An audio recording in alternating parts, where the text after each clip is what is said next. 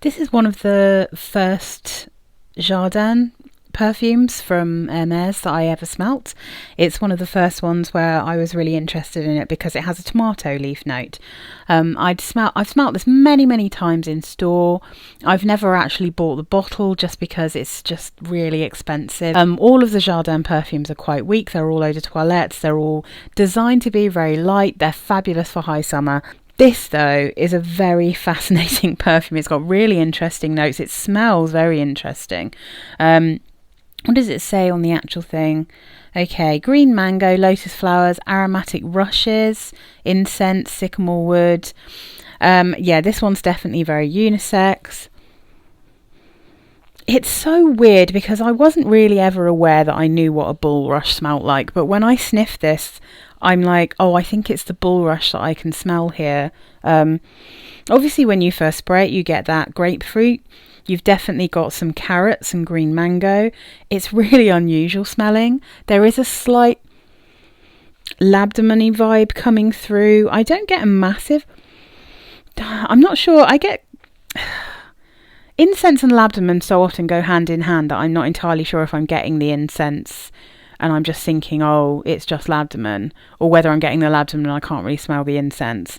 But the more it dries down, the more you get a little bit more of the actual florals. But to be honest, I think this is like green, vegetal, slightly zingy, citrusy.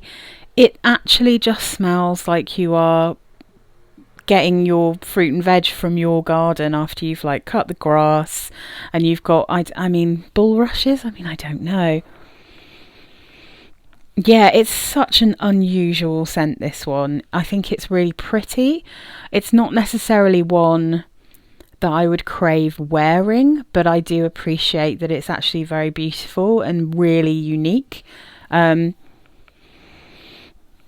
smelt lots of green, fruity perfumes. I've got perfumes with tomato leaf in that I love, but this is, yes, like I said, it's very unique. I don't really know anything else that smells quite like this. I think this one's really beautiful, but I don't find it massively feminine.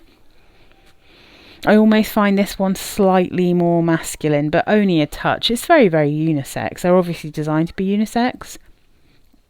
Let's have a look at what it's been compared to. Jasmine something, is that Bulgari?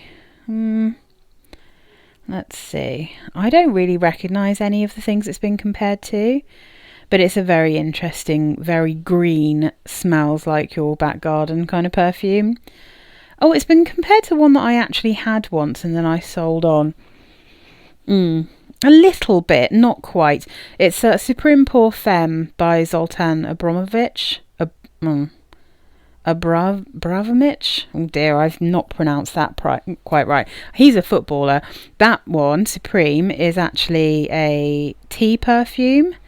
It doesn't list it on Fragrantica, but it has, I think, a jasmine tea note in it, or some kind of tea.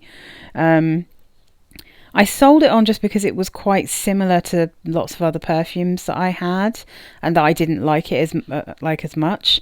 It was a little bit like a kind of between green tea and white tea by Elizabeth Arden. I'm just having a look to see whether I actually wrote the notes on so I could on Fragrantica. No, I didn't remember to, but I did have it in a review, but I actually sold it. Yeah, it definitely does have a vibe of that. I think this one and Jardin is a bit harder to wear. I don't think it's definitely not as strong as Supreme Pour Femme. Yeah, so actually, maybe if you want a more affordable alternative to Jardin sur le Nil, then I think Supreme Pour Femme would be actually a really good buy. It's a beautiful bottle with a magnetic cap. I'll just show you. This is the one. And it's beautiful. It's really lovely. But like I said, I didn't feel like I needed it in my collection, so I sold that one on. But yeah, I mean, that might be a good alternative because this is very unusual. It's very interesting, but it's very expensive. If you want something a bit more affordable, that one might be a good alternative. But I mean, this is obviously, it's a real original and interesting perfume that's been around for quite a while. So it's obviously very popular.